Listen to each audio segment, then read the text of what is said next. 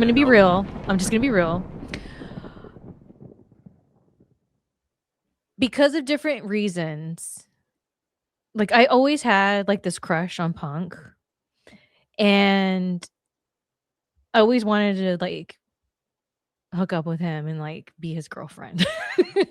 So, but I'm glad we never did because or even hooked up because one of his really good friends is actually the person that I credit for being, like, my first love, like, somebody like, your first real true love, that teaches you a lot and it was genuine and real. So, that probably wouldn't happen because they were friends. So, Wait, anyways time out. yeah, One of his current friends or one of his old friends? current friends. Okay, all right. I'm just trying to do deduction of who we know are his Oh, I'll tell friends. you exactly. Do you want me to do it? You just edit it out. You know what? Go ahead and do it this way because we're TMI.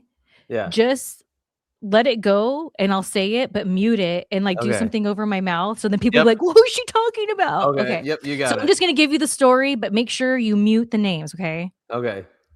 And play it out. Let them guess. Who's she talking about? Okay.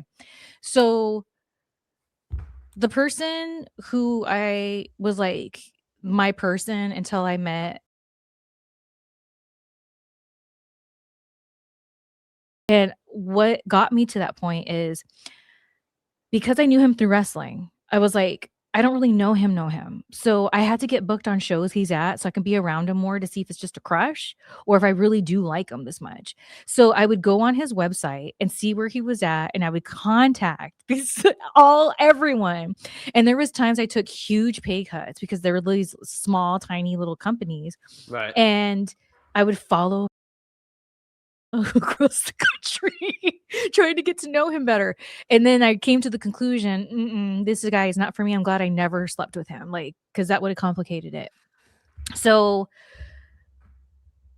I don't regret it, even though I, again, feel very pathetic because taking those bookings, man, I had some of the best times ever, dude, that had nothing to do with him.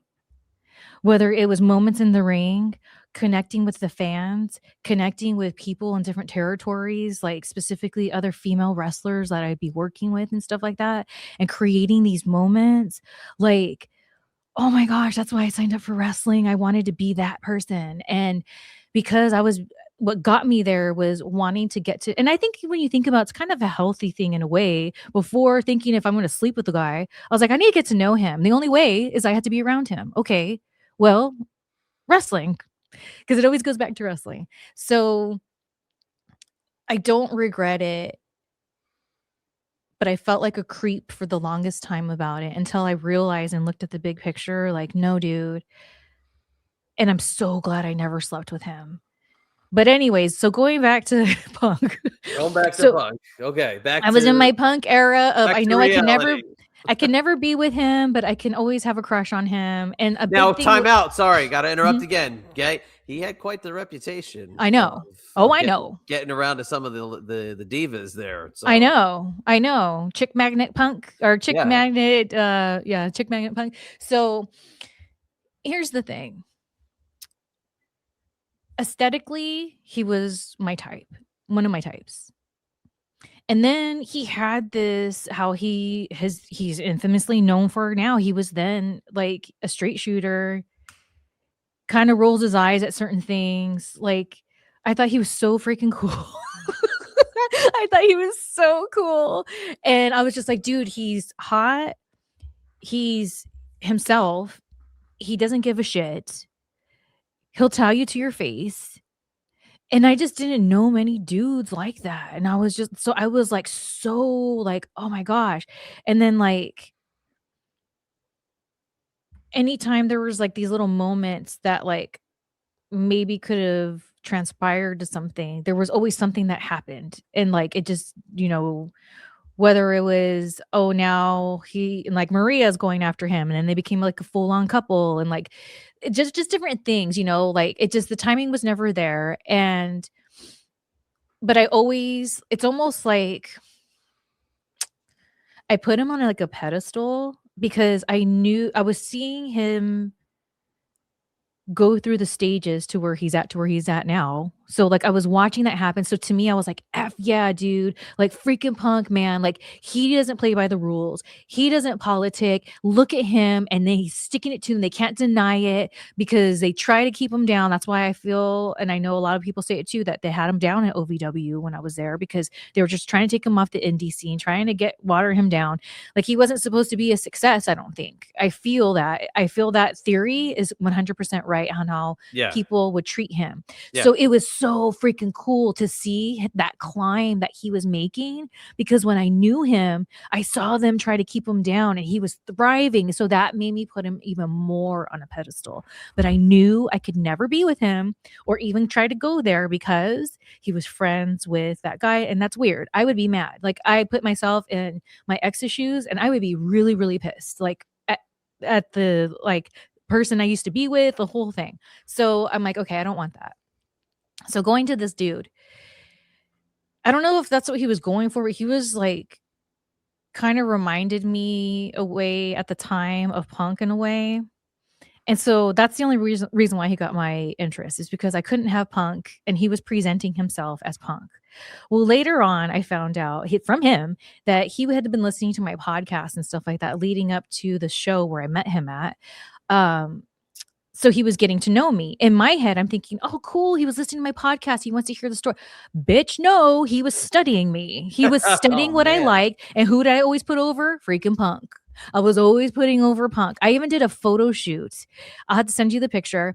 And it was for my website. And I have my CM Punk shirt on and it's like cut off. Like, I have put him over to the moon, not because I'm thirsty for his attention, but because I support that as a person in the business and saw his rise to fame.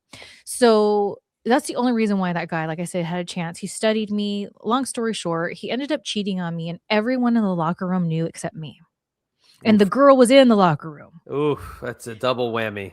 And I'm over here sharing my freaking cannabis with that bitch, thinking, "Oh, well, we should wrestle sometime. Like, I think we'd have great matches." Like an Oh, that's even idiot. worse. Like That's an even worse. idiot. Like an I draw idiot. the line right at sharing the cannabis. That's It's deep because there's some people, even if I'm struggling, if I don't like you like that, like, I won't. I'm a person like that. Like, some people would think I would never pass smoking with somebody, especially if I needed it. Nope, I won't. It's a whole thing. So I felt really stupid. But anyways, so why were we even bringing him up? Oh, I because I don't, was the I'm big lost. deal. The big deal. Going back to that moment where I had The that, big I didn't yes, realize. you So put it it makes all me together. it made me throw up even more in my mouth because that guy was like one of the worst boyfriends I ever had. He's a second to worst. The number one, no, but number two, yeah. Oh, And we're gonna have to talk about number one at some point. ugh, we will. We'll make it. Was It's that's wait. Just question sidebar. Remember where we were? Was number one also somebody in the business? no, Okay, all right. no. Okay. Continue. So, and who knows? I don't know this ex-boyfriend I'm talking about. Like, I don't keep up with him. Maybe he's changed. A lot of time has gone by. It was a long time ago. Like, so I'm not trying to throw bad vibes. I'm just saying one of the things that I shame myself for, Chad, like, I shame myself all these years for ever being with him because I don't know how he is now, was such a douchebag, was such a, like, just not a good person. Like, everyone out of the woodworks came out and was telling me their stories about him. Like, not good. And so I thought by then I knew better. I knew better. And I let this pipsqueak over here like sideline me. And so for Okay, wait. I years, got a go ahead. sidebar again. So I'm sorry to keep cutting you off. Go ahead. Is this during OVW? No. Okay, all right. Sorry. Continue. So I always say this, the only positive thing that came out, I mean, at the end of the day, this is why I would not change because I used to say, I wish I just never met this person. Like, and I'm a Okay. butterfly effect kind of person. So I until this guy never said, "Oh, I wish that didn't happen," even if it's something really bad, because it's like, oh, now I am who I am. Like, I couldn't find where's the good thing here. And so it wasn't until I have a friend, Chrissy Riviera, shout out to Chrissy. To this day, she's still my friend. She was in the East Coast wrestling for a long time, CZW, OG. Look her up. She's freaking badass. And we're really good friends to this day. And that's what I got out of it. So if that's what I had to go through, fine. But having this moment where you brought some more pieces to me that I didn't even know were missing from my puzzle.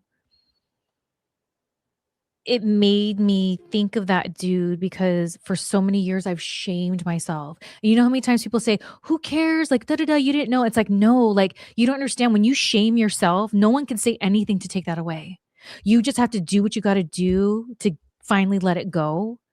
And so I did that. But now I'm like, oh, now I see. Ugh. And that's why we went down that whole rabbit hole. I know there was a lot of information, but this I is mean, that's TMI. yeah, hell yeah, that's what This the is whole point of TMI.